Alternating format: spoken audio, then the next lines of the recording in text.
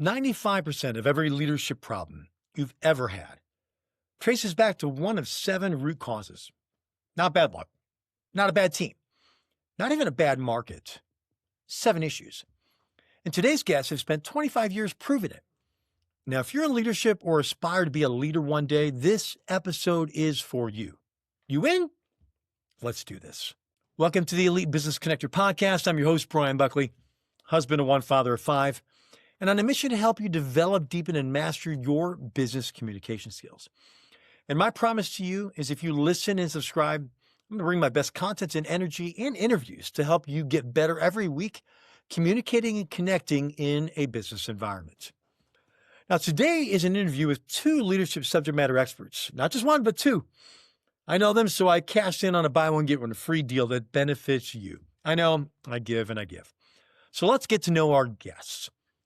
Dr. Garland Vance believes every person deserves to work with a great leader, and every leader can be great. He has spent over 25 years helping organizations develop the leaders they need to succeed. He authored Getting Unbusy, which Forbes named one of 7 books everyone on your team should read, and 2020's Best Business Book by the Author Elite Awards. Dorothy Vance has been helping leaders discover and maximize their unique talents and gifts for over 25 years, empowering good leaders to become great. And with her husband, Garland, she co-founded Advanced Leadership, which is recognized as one of the top 20 leadership development companies in America. She and Garland now live with their 3 children in Knoxville, Tennessee. So let's join this conversation with Dr. Garland and Dorothy Vance.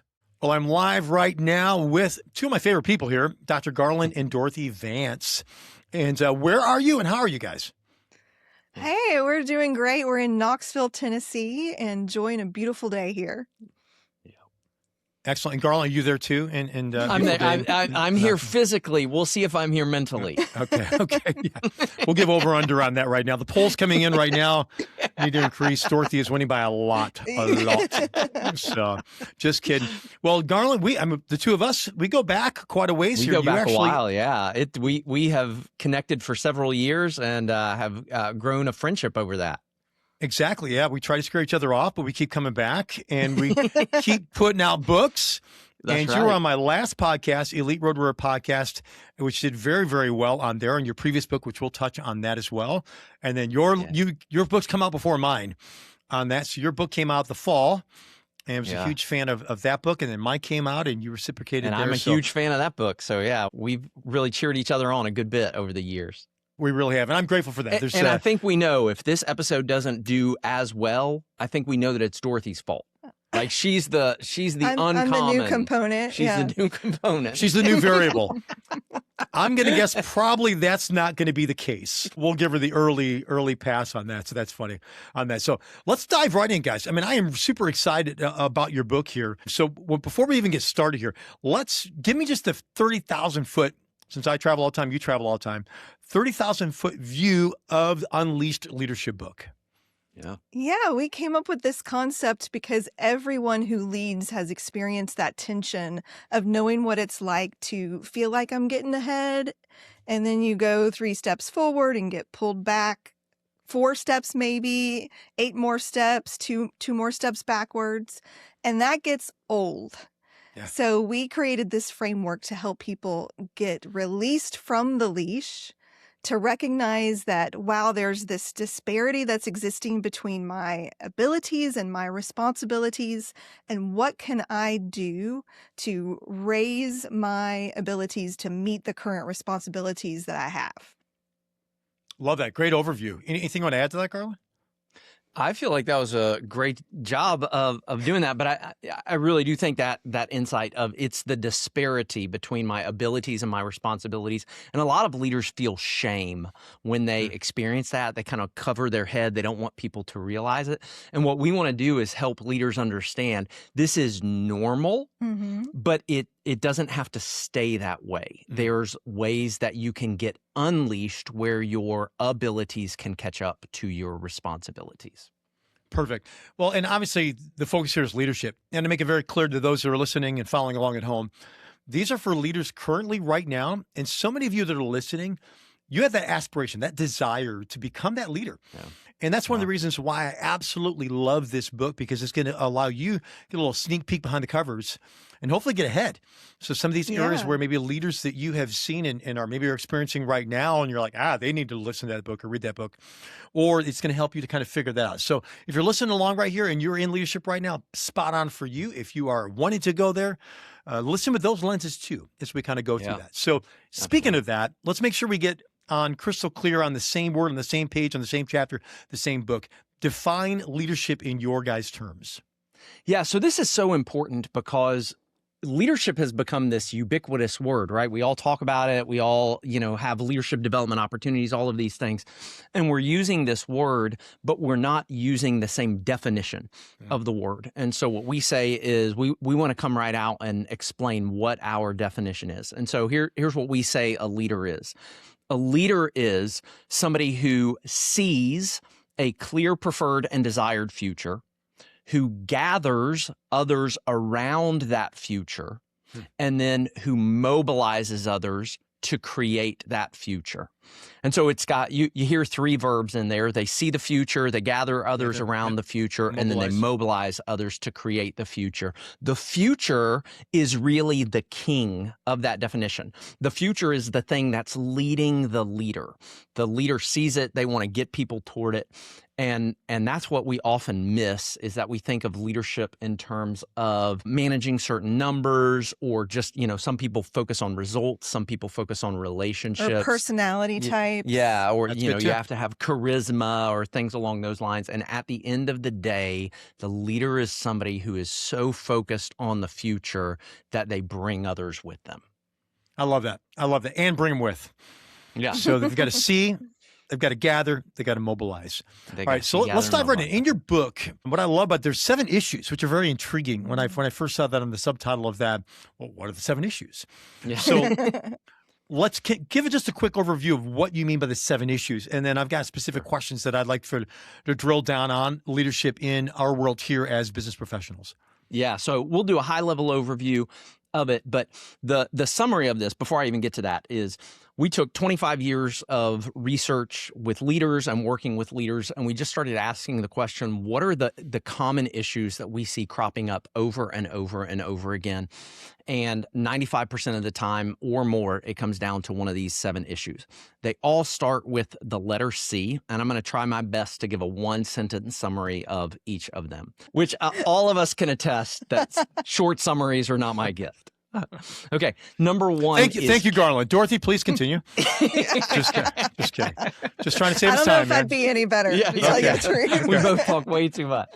So number 1 is character, and character is about making the difficult decisions, taking the hard actions, demonstrating humility, putting others before yourself. Second issue is competence, and competence are the skills that you currently have in line with what your organization needs and what your team needs for you to have.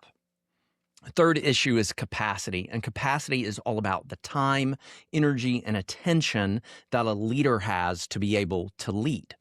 Fourth issue is clarity. Clarity is about that vision of the future. Are you clear on where you're headed and how you're getting there and what each person's role is in getting there? Fifth issue is community, and community is about that environment of trust and collaboration that a team needs in order to be able to thrive. A sixth issue is culture. Culture is all about aligning the values that you say you believe and that your company says, aligning those with the behaviors and the processes and the resource allocation that your company does. And then the final one is consistency. And consistency is about being dependable in your vision, in your attitude, in your emotions, in how you carry yourself, and even in your expectation of others. That was pretty good there. Woo, thanks. You may have had some run-on sentences. But... I put semicolons and dashes in there. Well, he cleared customs, Dorothy, and that's what matters. So I've got 7 specific questions, and I've got them right here. So I'm going to drill down on those in the context of a business traveler. Again, for those that are leaders right now, think through how much is this an issue for me and what do I need to change? And then for those that are aspiring, something like this, boy, I have a tendency, I could lean that direction, or I'm witnessing that right now, and this is how I would change. So going back to character, since that was the first one I hear, you mentioned arrogance and lack of accountability as core character failures. We've seen a lot of that. How does a sales leader specifically, how do their characters show up in the tone they set for how their team connects, not just sells? How does character infiltrate that world? Yeah, we see it in leaders who don't take responsibility for the outcomes of their team. You know, a true leader who is showing character in leading a team is one who's going to accept responsibility for failures or mistakes, but then also give praise for successes, to give that away. Leaders who are truly caring about their team as well as their clients as people, that's a leader who's showing strong character, not a character issue. Those who are putting the spotlight on other people, allowing other people to shine and to show their giftedness instead of making it all about themselves. These are ways that you can tell that somebody's overcome character issues in their leadership. Excellent. And how many times we've seen that? So let's take it, if I'm the person who's being led by somebody like that and I notice that, how do I handle that? Good Yeah, question. that is a very common question that we get in any situation where we're training in any of these 7 C's. Yeah. Our tendency, I think, as human beings is whenever we hear about an area of improvement that one can make is to look at other people instead of Yeah. pointing the finger back at ourselves first of, oh, wait, how can I improve? So that question that you're asking, what do I do if my leader is not the one that is showing, strong character? That is one of the first questions that we get so much of the time. So this is how we answer it. First, we bring up the point that we're here about your leadership, Yeah. not about the people who are leading you. You've got to get unleashed before you can help anybody else get unleashed. Well Yeah, said. there's a lot to be said about modeling, even if it's modeling for somebody who's leading you. And then I would say there's also just a tendency, if your supervisor is the person who you think is demonstrating low character, is just using questions to draw things out. And so it could be questions like, hey, humility seems like it's really important in leadership. Would you agree? Have you seen people who have done that before? What did you learn from them? And so a position of curiosity, I think a lot of times leaders, and we've seen this so many times, you'll see leaders who know the good they're supposed to do, but they forgot it. In the midst of all the chaos of leading others and all the KPIs and all that stuff, they've just forgotten it. And there's just this moment where they go, oh yeah, I'm supposed to treat others well. I'm supposed to care about other people. I'm supposed to take ownership. And when they see that and they remember that they've had other models, other mentors and leaders who have done that for them, I think a lot of times that awakens that within them. Yeah, I don't know that very many leaders would respond well if you went to them and questioned their leadership character. Or lack thereof. Or lack thereof, yes. But what I love about what you guys do is it's leadership development. So sometimes it is that reminder. Like I said, it may not be as far as a character flaw. It may be simple as a character reminder that it is truly important on that. And hopefully this episode and your content becomes just that as a reminder for us to we do improve. separate moral character from leadership character. I mean, the hope there is that the moral character is standard. Yeah, don't lie, steal, cheat. Right. Don't do So those we're things. going a different kind of above and beyond the ethics of a situation and speaking to how can I grow as a leader in my character? How can I have these hard decisions and hard conversations that other people might try and flee from? How can I be the kind of leader who faces those? Excellent. Well said, guys. I love the next one on competence. Because so many people in sales, for example, under that vertical, they're very competent, and that's how they ended up in their role. Yeah. Absolutely. So my specific question is, they were individual contributors. What's the most common mistake they make when they try to use their old selling skills, maybe to solve new leadership problems. So it's Yeah. one thing being a really good sales guy or girl. It's a different thing when you're the leader of that sales team. Yeah. Totally different. Totally different. So I think the most common mistake that leaders make when they've been a really good contributor and now they're promoted into a leader is they don't slow down enough to ask a few really important questions. Okay. And I would say there's really 3 questions they need to ask. Question number 1 is, what kind of work is most valuable in my role right now? What kind of work is most valuable in my role? So if you're an individual contributing salesperson, the most valuable work that you can do is sell, right? It's the prospecting, it's the reaching out, it's all of those things. But if you're in a sales leadership position, then maybe the most valuable work that you do is the training or the support or the removing of obstacles or, connecting them with others. There's some options there. So number 1 is they need to ask, what's the most valuable kind of work that I need to do? Second question is, based on that most valuable work, what are the skills my team needs me to develop? Or what are the skills my organization needs me to develop? So let's say training became the most valuable thing, then you need to develop the skill of creating new training materials or connecting with good vendors, and the skill of presenting in front of people, the skill of creating tools and workshops and things along those lines. And then finally, that leads to the third question, which is, based on those skills, how do I need to manage my time differently now so that I can develop those and give that valuable work to my team? And that's powerful insight, because those are 3 different things in and of themselves. Yeah. Yeah. And most leaders don't slow down enough. They just keep doing what got them promoted rather than slowing down and saying, what does my team need now? Yeah, that's good. That's good. It's a different battle. Yeah, it's a different game on that. So love that. Love that. So let's move to capacity. What does a sales leader with healthy capacity actually look like to their team? And how do those people around them experience that difference on a daily basis? Yeah, so if you've got a sales leader with a healthy capacity, then you're looking at somebody who has learned how to manage their time, their energy, and their attention. And that's going to trickle down to the people that they lead, because those people are going to see that, oh, this is what's expected of me.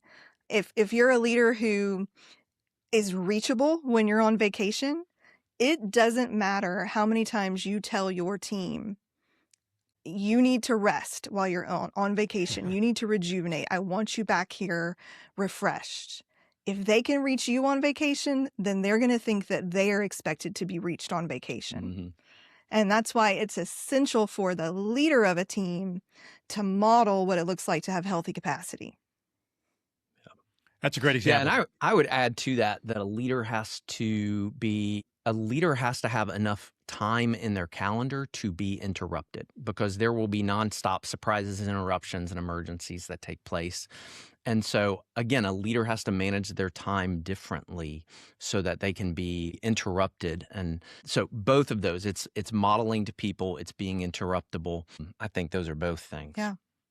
So do they schedule interruptions, or do they just need to handle interruptions a little bit better because now it's somebody else's agenda, not necessarily theirs? A leader's calendar has got to have that fluff space. You cannot pack your calendar if you have people reporting to you where there is absolutely no room for people to get their needs met. And we've seen people handle it different ways. Mm-hmm. Some people are very strategic about it. And, like the professors who have office hours, where here's where I'm reachable from this time to this time every Tuesday. Here's why I'm reachable on Wednesdays. Or we have people who are more spontaneous about it. You might use a Post-it note, for example, on your door. This indicates you can come in. This indicates need thinking time. But whatever method a leader chooses, they need to understand that there has to be some leeway in your calendar for your people. Yeah, and they have to, as long as they understand what the method is, right? Whether it's office hours or a Post-it note or whatever, as long as they understand it, that's so important. And that may be the takeaway right there, is, do my people know what my Right, availability exactly. is? Yes. May just start with there. And that's good. That's how nice. We need those simple little nuggets. So Yeah. I love when we get into communicating. and especially specifically clearly. So here's the question there. There's a difference between a leader who thinks they've communicated clearly to their team and those who have actually received that clarity. What's the most common gap between those two, and potentially how does a leader close that gap? Yeah, so we think that every person on your team is subconsciously asking 4 questions every single day. They're not asking these out loud. They're not knocking on your door and asking you to answer these, but they're subconsciously They may asking. not even realize they're asking it. That's but true. they're asking them. They may not even realize it. That's absolutely true, but they're asking it. So here's the 4 questions. Where are we going? In other words, what's our big goal? What are we trying to achieve? And actually, a lot of times sales teams are really clear on this, right? Here's a number. We've got to hit this number by this deadline, right? Where are we going? Second question is, how are we getting there? What's the plan? What are the processes that we need in place? How are we actually getting there? Sometimes sales teams are really good at this. Third question, I think, is where a lot of it breaks down. And the third question is, what is each person's role in getting there? And understanding the unique function that each team member plays and how to lean on each other to help everybody move there. And then the fourth question, and I would say I'm not real sure sales leaders do this really great, but why is it important to get there? How's it going to make the world a better place? How's it going to make your family better? How's it going to make the organization better? And I think a lot of times leaders answer 1 or 2 of those questions regularly, right? They'll say, here's the goal and, here's the plan. But they don't always answer and consistently answer all 4 of those questions for the people. And here's how you know you've answered all 4 of the questions well. When everybody on your team can answer the same answers. They know where we're going. They know how we're getting there. They understand their role and each individual's role in getting there, and they know why it's important to get there in the first place. When your team answers the same way across the board, then you've got clarity. To your point, I've found we have a lot of listeners that are in customer service and hospitality. And you can see, let's say that you're going into a hotel chain. Recently stayed at Ritz-Carlton, had that unique experience. I loved it, but I also like talking to leadership and hearing how they take those 4 in a huddle and the redundancy that they have to make sure that all 4 of those are aligned, and even how empowered that they are to be able to do one of those things, to make sure we say the guest is pleased and they've got thousands of dollars of a limit that they can go make that happen. It's pretty amazing. Now that's Ritz-Carlton, But I think the point is that at least their culture, and we'll get to that a little bit later on, is one of how do we make sure we take care of people from soup to nuts. In this case, here are your 4 questions. So love that. Love the alignment of that. Well, and here's the one thing I'd point out about that is a lot of times people think Ritz-Carlton can do that because they're the most expensive. Yeah. But I don't know that they were. I don't know this for sure, but I tend to think that's putting the cart before the horse. You get to become the most expensive because you do those things really well, and you train your people well, and people come to expect that from you. I tend to think it's the service side that comes first, and then the price can increase. Full agreement. No argument there. What is the one thing a sales leader in this, we're talking about a little bit more on the sales side here, can do in the very first minutes of any team interaction? Meet with their people, whether it's a meeting, maybe it's a coaching conversation, maybe it's just catching them in the hallway, that either builds community. That's the key word right here. We're talking about community, that builds community, or maybe kind of quietly disrupts and disturbs and destroys it. Yeah. We would say just one of the first things you can develop as a leader is to remember the important things about people, like their name. Minor, important detail. Yeah. And you would be amazed at how many people will push back on that. Well, I have however many employees. How am I supposed to remember everyone's name? Well, guess what? You don't have to rely on your brain. You can create some sort of system. There are so many digital ways that we can remember things these days that it has become so much easier to remember things like people's names. Other things. Can I interrupt you real quick on that? Dorothy, Yeah, real quick sure, on it? yeah. Nobody listening to this podcast gets a pass on that one. because we talk about nailing the name all the time in a number of creative Okay. ways to remember the name in there. So you're right on that one. But if they're thinking they're going to get a pass on this one, listening to this podcast, Good. ain't happening. So we'll move to the next one. And maybe they're hoping they'll get a pass on the next one. So Yeah. sorry to interrupt. Sure. No. Glad you have our back on that one. Yeah, you do. Other Way important back. thing, who people's important people are. As a mother, it thrills me to death when somebody says something beyond, how's your oldest doing? But when they call them by name and remember, what my oldest name is and what grade they're in, or, little things Right. about them, important dates, events, experiences, just these little nuggets that, again, can all be captured in a system. But it's amazing when you have leaders who that's not important to them to care about people with that particular habit, how it erodes trust. Mm.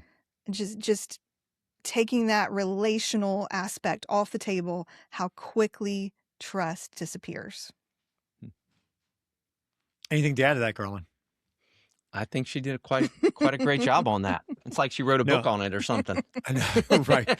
And we got one to prove it. No, but I think the point is on community, is how am I creating community with that person and what matters to them? I mean, it Yeah. starts with the name, but also to, the important people to you. I love that aspect of that. And that really, really Yeah. creates that community and that trust. And Well said. And that's just basic. That's just step number Yeah. 1 right there. Yeah. Right. What would you say step number 2 would be for those that's just going to take it to another level? I would say they have to help the other people on their team do the same thing with Yeah. each other. Yeah, a lot of leaders don't realize that when it comes to building trust on a team, yes, you're responsible for the trust that you have with each individual person. But if you're the leader of that team, then you also are responsible for the trust that's taking place between each partnership or, each relationship on your team. There are things that you can do to influence that trust and influence those relationships. Yeah, and we've seen this with clients that we worked with before where, one department didn't trust another department, or one plant didn't trust another plant, or one group didn't trust another group. And all it took was them, I wouldn't say all it took, most of what it took was them connecting to each other, getting to know each other as human beings, Mhm. right? Realizing, oh, you have good intentions, I have good intentions. You have big dreams, I have big dreams. You have problems you're dealing with that are preventing, us from getting where we're trying to get. I have problems that I'm dealing with. And once they're able to do that, then silos begin to break down because we're dealing with people and we Yeah. trust them and we can collaborate Not with just them. tools. Excellent. I love that. And I think this is probably one of the 7 issues that people sometimes either do really well or they're really lousy at. Yeah. I find that there's often not a middle ground and just the importance of community. And I think community kind of leans into the next one here of culture. It's a reflection of what gets celebrated and what gets ignored. And we've touched on this just a little bit here. But for a leader who wants to build kind of that connect, don't sell mentality, or the opposite of that, where it's maybe by default, their culture they've created by not really creating the culture is selling, not connecting of that. What behaviors need to be celebrated that most sales organizations are maybe they're not thinking about, that they're overlooking and maybe should focus in on? Yeah, so this is such a hard one because you are paid literally to get sales, right? You are paid to do that. But what we find is that as you said, what gets rewarded gets repeated, what gets recognized gets repeated.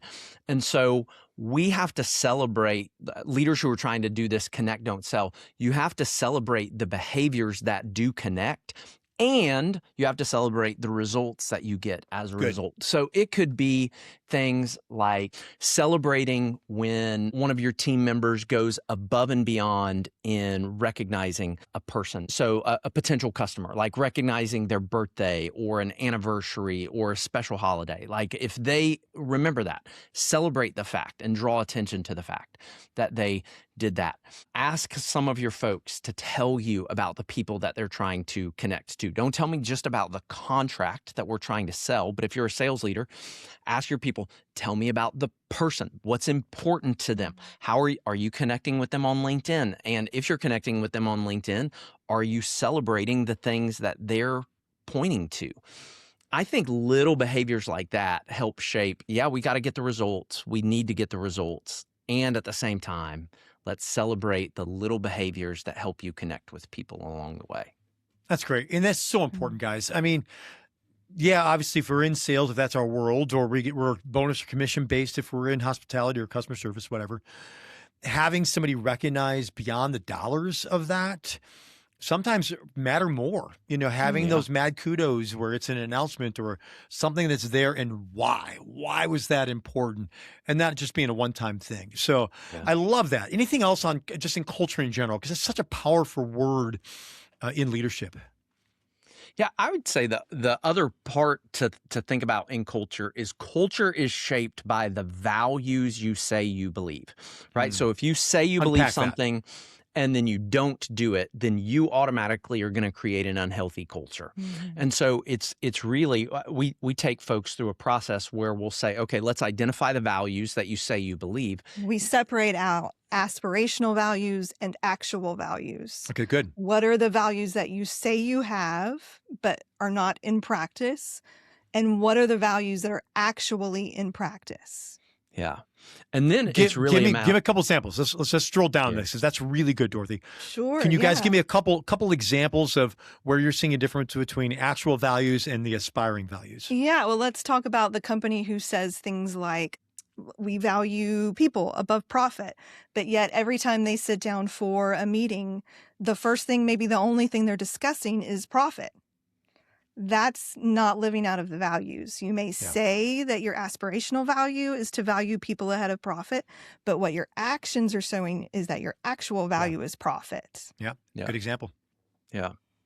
And so we take folks through this exercise where we say, okay, let's list out your values. And then what are the behaviors that you see that are confirming that as a value? What are the behaviors that are conflicting with that as a value? And culture is shaped, and you know this from, you talked about Ritz-Carlton, culture is shaped by the behaviors that we say. So Ritz-Carlton talks about valuing customers, about valuing people. And when you say thank you, they say my pleasure, right? That's a way of living that out. Now, and Chick-fil-A went on and they stole that from them, right? And that's okay. Like that's a great thing to steal. But it's because Chick-fil-A says their number one value is customer service. And so we're going to serve people by the way that we respond to them. So confirm or look at your behaviors. Do they confirm or do they conflict? And what behaviors do you need to change in order to get those values you want? Love it. That's his own episode right there. So to wrap up the issues here, out of the 7 we've just listed, is there any 1 or 2 that you find that are people that are in the people business? I mean, not just business in general and leading, but in the people business, people facing on a consistent basis. Maybe they're struggling with the most in leadership that you guys would say, I'm seeing this as a 1 or 2. Yeah. Yeah, I would say I'd have two potential answers for that. If you are in the people-facing business, then I think the biggest issue they struggle with is usually capacity. They're so busy that slowing down to care for your team, to care for your customers, that becomes very, very difficult because you have so many demands on you. And then if you're on the sales side of things and in sales leadership, I think we usually see sales leaders struggle with the community side of things. They're often so results-oriented, headhunter kind of people that they don't slow down enough to build that trust and build that relationship so that the whole team can thrive. Yeah, we often see silos that exist between a sales part of an organization and a service part of an organization, and not a cohesiveness there. When really, if there was a camaraderie and an understanding of and a trust built, then you actually could follow through with more of the sales that you're making. Well said. And I think especially on the community side of things, that's a chance to also affirm. So you're getting back to that, I think of how many sales, SKOs that I'm involved in, their stress is the end of the month, the end of the quarter, the end of the year. And it's coming on that. And so when they are rewarding that, it's more than, hey, Jeff just hit his numbers. Samantha just hit her numbers. It's going back to the culture, the things that are there. So I think I see how all 7 of these are integrally together on this. But it doesn't stop there, because the goal is to get unleashed Yeah. Yes. And you do that in 3 different areas. So let's talk about how to get unleashed within those 3 specific areas. So again, we like alliteration. So we have 3 Ds here. We're just Can't prove moving that. through the alphabet. Nice. When we get to 3 X's, we're a little scared of what's going to happen. Yeah. Nice. So Exactly. here we have decide, discern, and deliver. And what we found is that leaders are usually action-oriented people, and they jump right to that deliver piece, and they have not taken the time to think through their actions. So first, stop and decide, is this important enough to you to take the time to get unleashed, to create a strategy that's going to get you unleashed? Is it worth the commitment that you're going to need to make, the sacrifices that you're going to need to take to put other things aside so that you can take the time to get unleashed? So we always encourage, hey, don't jump into this. I mean, if you're going to do it, take the time to think through if it is worth it to you. And then the discern stage, you're still thinking, you're still not moving yet. And it's there where you think back into what got you into this mess in the first place. You identify what the real issue is.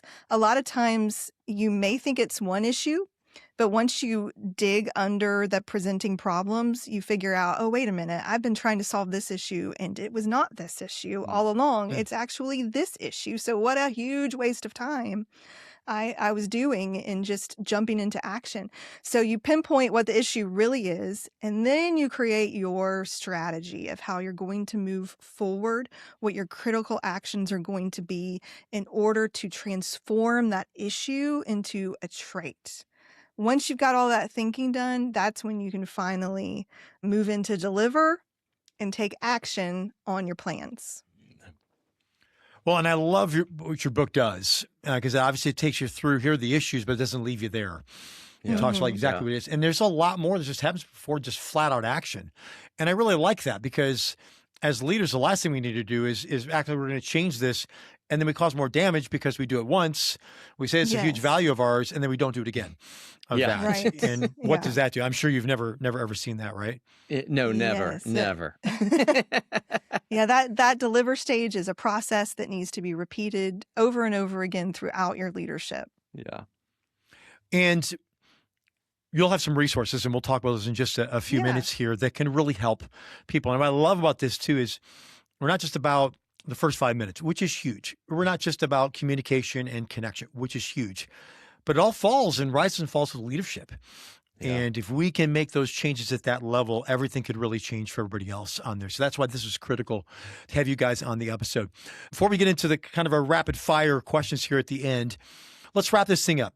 Any specific action items or things you want to go back and just say, hey, let's double down on that again? It's a reminder or something that popped into your head going through this that you would really like to share here and make sure we've got this wrapped up. Yeah, I would say one of the 7 C's that we didn't linger on too long is that last one, consistency. And in fact, when we first created this framework, we only had 6 issues. And a good friend of ours is one that pointed out, hey, if you implement all 6 of these, but you don't implement consistency, then it really doesn't matter if you just do it once. Consistency is about showing up every single time, turning all of those issues into traits, and then waking up every day and consistently implementing them. Yeah. And I think that's important, that you have to decide and discern before all of a sudden you decide that's what you're going to do on there, so that you can be consistent on that. Garland, you want to add to this? Yeah, I would say I think all of this started, or a lot of this started years ago. I heard a quote, and it was by some philosopher or Stoic or somebody, Aristotle or somebody famous, or maybe somebody from last century. I don't know who it was from, but it stuck with me. Yeah, Dr. It could have very well been. But it stuck with me because it was a problem well named is a problem half solved. A problem well named is a problem half solved. And so often what Dorothy was talking about is we as leaders jump into solution thinking before we've actually named the problem. Is it character or competence or capacity or clarity or community or culture or consistency? If we can name it, then the solution to it goes much faster. Yeah. Love that. Well said. Well said. So before we get into learning more about you guys, what some of the things that you're going to offer for the listener right now, I love rapid fire. And I think this is going to be the best one ever, because normally it's just mano-y-mano on this. And so what I want to do differently on this one is, instead of just asking the question, you're going to answer it for the other person on this. So you ready for this? Okay. Marriage counseling. Well, we hope. I Marriage hope our counseling marriage sold is ready separately. for Yeah. this. Yeah, we're married and in business. So if either of those falls apart, you're on the hook, Bryan. Exactly. Deal. Bring it on. Consistency. All right. Number one, naturally good or bad at remembering names? Naturally. Dorothy used to be really, really good at remembering names. And I think children... Are you going to say age? Old age. No, I'm kidding. Don't worry, Dorothy. I can edit that. Yeah, okay. No, but so you used to be really good at it, but did it's used to be taken a step better. back. Yeah, but you know what? Right back at you. I know. But what's funny about Garland is he not only will remember people's first names, he always remembers people's first and last names, like from way back in his long-term memory when he's telling a story about kindergarten, and he'll be like, first name, last name. Yeah. So I got good long-term memory of people's names. But I just have to, it takes a long short-term, time to get in It's there. a good thing you've got all of your systems in place for remembering names. Love that. This is good. I'm glad we have more than just one question. Talker or listener? Which one are you naturally? Yeah. I'm going to let you go first on this one because I jumped in and... Yeah, this one's a talker. Which might have proved it. For sure, for sure. Yeah. What's funny with Dorothy is if we're in a group together, everybody thinks she's like the better listener, and she probably is the better listener than I am. But in her natural state, she is much more talkative than listening oriented. Yeah, we're bad at interrupting each other. Yeah. My wife and I are very similar to that area. They just assume that I'm more of an extrovert, but I'm also the guy after a bunch of people. I want an hour to read and nothing.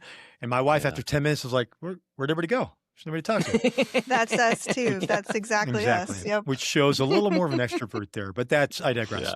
Which is a D, so you can add that to your Ds. More scripted or spontaneous? Yeah.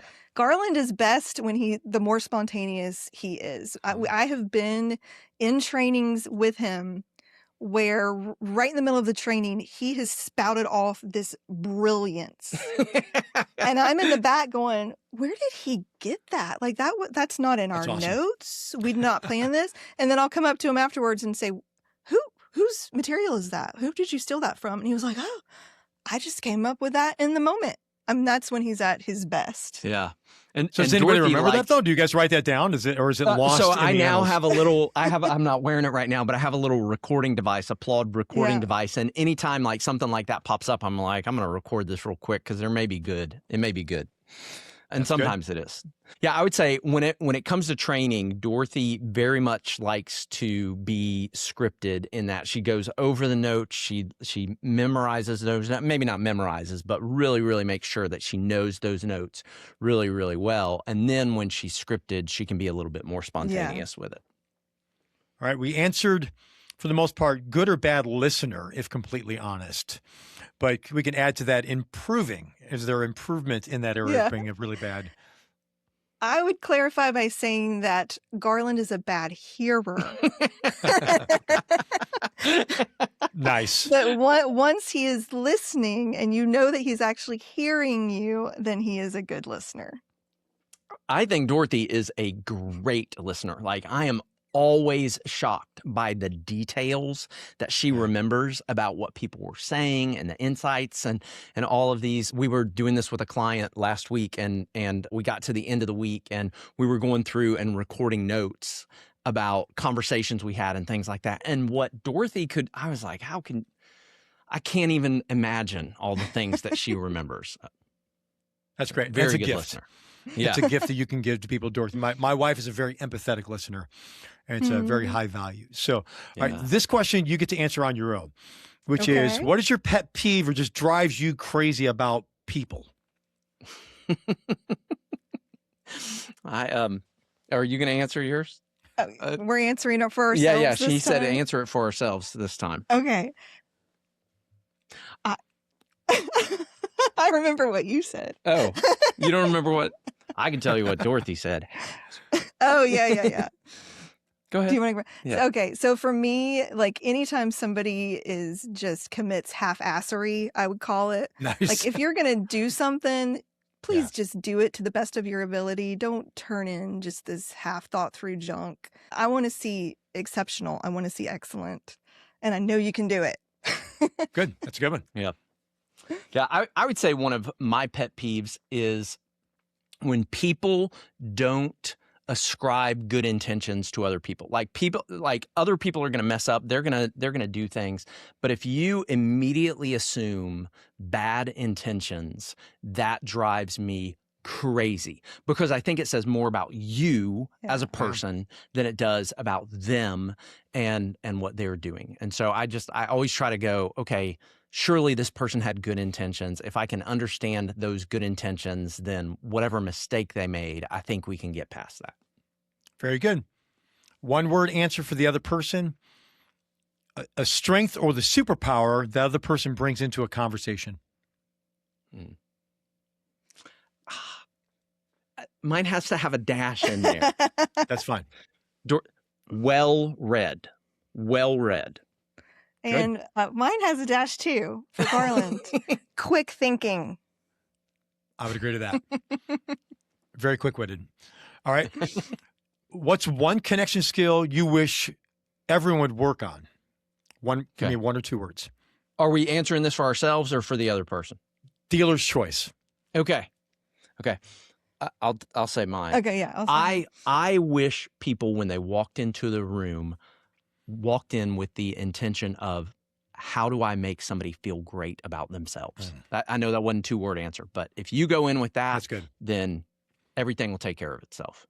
In our world, we call that look at you, not look at me. Oh, I like that. That's Nice. good.